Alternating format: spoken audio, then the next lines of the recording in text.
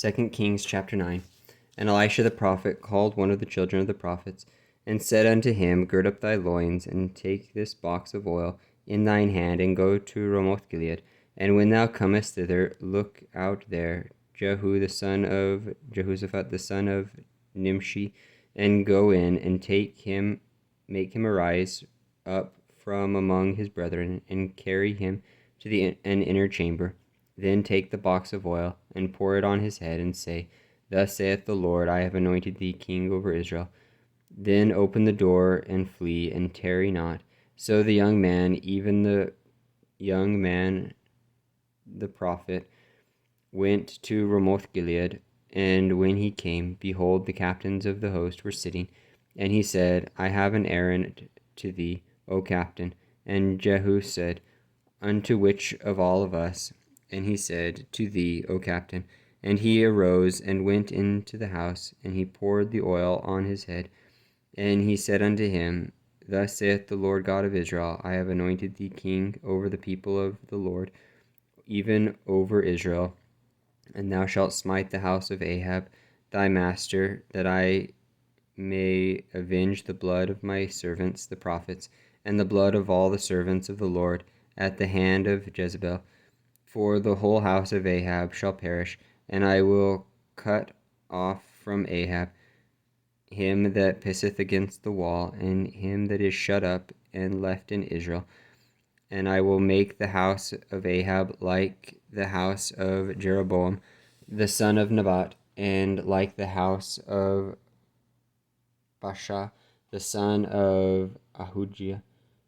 And the dogs shall eat Jezebel in the portion of Jezreel, and there shall be none to bury her. And he opened the door and fled. Then Jehu came forth to the servants of his Lord, and one said unto him, Is all well? Wherefore came this mad fellow to thee? And he said unto them, Ye know the man and his communication. And they said, It is false. Tell us now. And he said, Thus and thus spake he to me, saying, Thus saith the Lord, I have anointed thee king over Israel. Then they hastened, and took every man his garment, and put it under him on the top of the stairs, and blew the trumpets, saying, Jehu is king. And so Jehu, the son of Jehoshaphat, the son of Nimshi, conspired against Joram. Now Joram had kept Ramoth-Gilead, he and all Israel, because of Hazael king of Syria. But King Joram was returned to be healed in Jezreel of the wounds which the Syrians had given him, when he fought with Hazael king of Syria. And Jehu said, If it be your minds, then let none go forth nor escape out of the city, to go to tell it in Jezreel. So Jehu rode in a chariot, and went to Jezreel, and Joram lay there, and Ahaziah king of Judah was come down to see Joram. And there stood a watchman on the tower in Jezreel, and he spied the company of Jehu as he came, and said, I see a company. And Joram said, Take an horseman, and send to meet them, and let him say, It is peace. Is it peace? So they went one on horseback to meet him, and said, Thus saith the king, Is it peace? And Jehu said, What hast thou to do with peace? Turn thee behind me. And the watchman told, saying, The messenger came to them, but he cometh not again. Then he sent out a second on horseback, which came to them, and said, Thus saith the king, Is it peace? And Jehu answered, What have thou to do with peace? Turn thee behind me. And the watchman told, saying, He came even unto them, and cometh not again. And the driving is like the driving of Jehu the son of Nimshi, for he driveth furiously. And Joram said, Make ready. And his chariot was made ready. And Joram king of Israel and Ahaziah king of Judah went out, each in his chariot. And they went out against Jehu, and met him in the portion of Nebat, the Jezreelite. And it came to pass, when Joram saw Jehu, that he said, Is it peace, Jehu? And he answered, What peace, so long as the whoredoms of thy mother Jezebel and her witchcrafts are so many? And Joram turned his head and fled, and said to Ahaziah, There is treachery, O Ahaziah. And Jehu drew a bow with his full strength, and smote Jehoram between his arms, and the arrow went out at his heart, and he sunk down in his chariot. Then said Jehu to Bidkar, his captain, Take up and cast him in the portion of the field of Naboth the Jezreelite. For remember how that when I and thou rode together after Ahab his father, the Lord laid this burden upon him.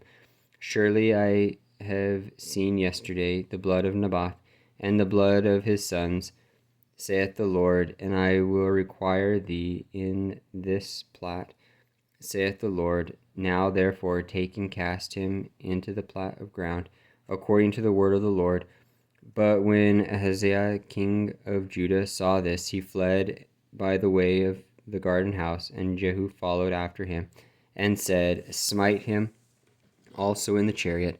And they did so at the going up to Gur, which is by Ibleam, and he fled to Megiddo and died there. And his servants carried him in a chariot to Jerusalem, and buried him in his sepulchre with his fathers in the city of David. And in the 11th year of Jehoram the son of Ahab began Ahaziah to reign over Judah. And when Jehu was come to Jezreel, Jezebel heard of it, and she painted her face, and tried her head, and looked out at a window.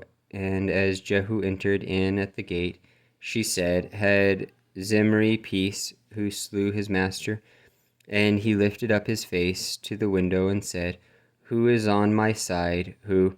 And there looked out to him 2 or 3 eunuchs, and he said, Throw her down. So they threw her down, and some of her blood was sprinkled on the wall and all on the horses, and he trode her under foot. And when he was come in, he did eat and drink, and said, Go see now this cursed woman, and bury her, for she is a king's daughter. And they went to bury her, but they found no more of her than the skull and the feet and the palms of her hands. Therefore they came again and told him, and he said, This is the word of the Lord, which he spake by his servant Elijah the Tishbite, saying, In the portion of Jezreel shall dogs eat the flesh of Jezebel, and the carcass of Jezebel shall be as dung upon the face of the field, in the portion of Jezreel, so that they shall not say, This is Jezebel.